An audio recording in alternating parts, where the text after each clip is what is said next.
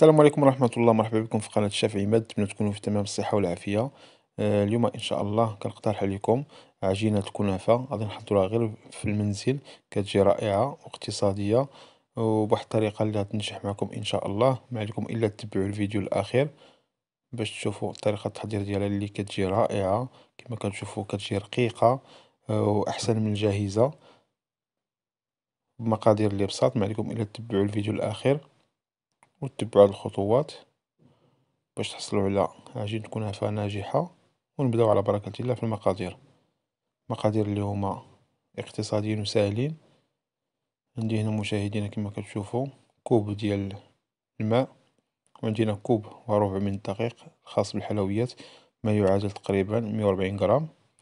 عندي معلقة صغيرة ديال السكر، معلقة كبيرة من الزيت النباتية، ومعلقة صغيرة ديال الملحة. صافي مشاهدينا، هادو هما المكونات، ونبداو على بركة الله.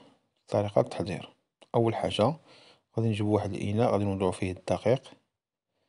هنا الدقيق مشاهدينا من الأحسن يكون نوعية جيدة، الدقيق الخاص بالحلويات باش تجيكم الكنافة اللون ديالها أبيض.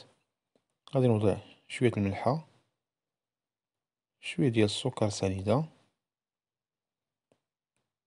ومعلقة كبيرة ديال الزيت. هنا الماء مشاهدينا على حساب الدقيق، نبقاو نضيفوه بشوية بشوية حتى نحصلو على القوام اللي خاصنا. ما يكونش الدقيق جاري، وفي نفس الوقت ما خصوش يكون ثقيل. غتشوفوا معايا كيفاش غادي يكون. غادي نبدا نضيف الماء غير بشويه بشويه ونخلط حتى يندمج لينا الدقيق مع الماء مزيان. وممكن مشاهدينا طحنوا هاد المكونات في الخلاط كيجي مزيان. غادي نبقى نطرب مزيان، ونضيف واحد شويه ديال الماء ونستمر في التحراك حتى يتخلط لينا الدقيق مزيان، ما يبقاوش فيه هذوك الكرات.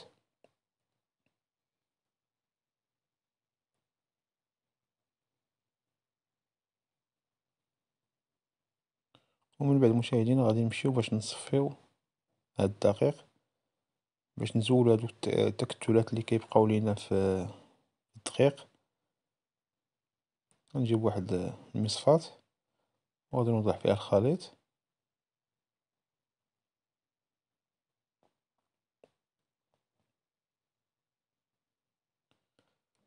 على هاد الشكل هذا غادي نبقى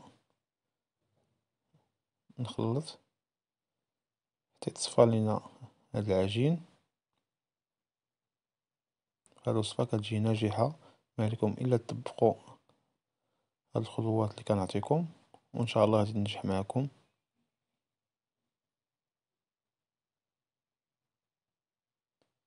يعني انا غادي نستعملها غير في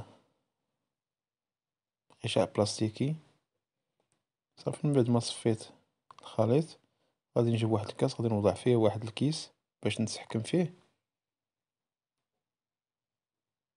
وغادي نوضع فيه الخليط على هاد الشكل هذا.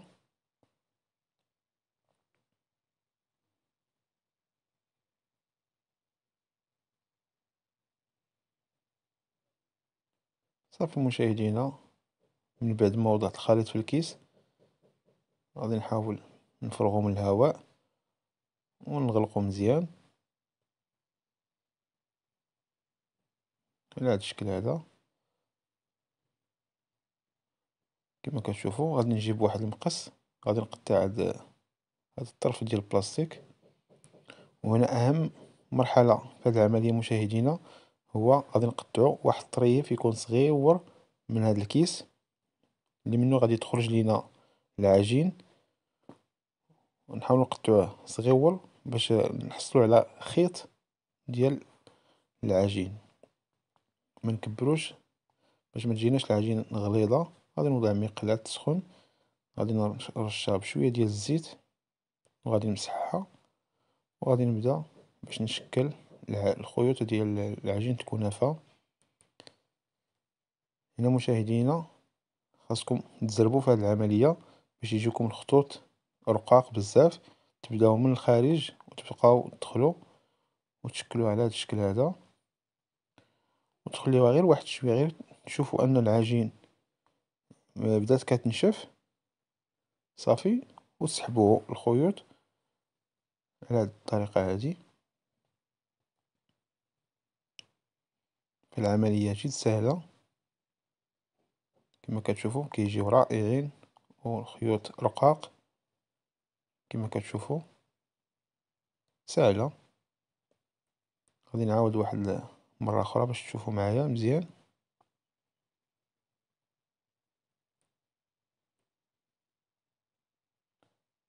على هاد الشكل هذا، وغادي نوضعو حدانا واحد الثوب أو فوطة.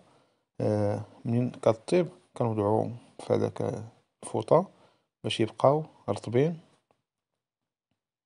ونغطيوهم ونستمر على هاد العملية حتى نكمل الكمية اللي عندي كامل هادي العجين. وبهاد الطريقة حصلنا على خيوط الكنافة اللي غادي نستعملوهم إن شاء الله باش نحضرو الكنافة أحسن من الجاهزة واقتصادية كما كتشوفوا. هذا هو الشكل ديالها مشاهدينا، كيجيو رائعين وما كتقطعش، الشكل ديالها كيجي زوين. غادي نوريكم طريقة باش تحتفظوا بها في المجمد، وقت ما بغيتوها تجبدوها وتستعملوها كتبقى بحال هي لاطابت.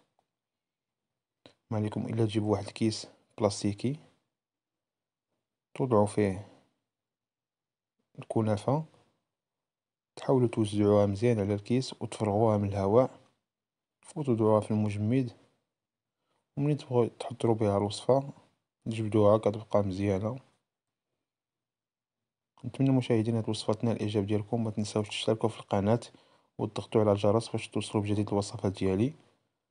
وشكرا على المشاهدة، وإلى اللقاء في فيديو قادم إن شاء الله.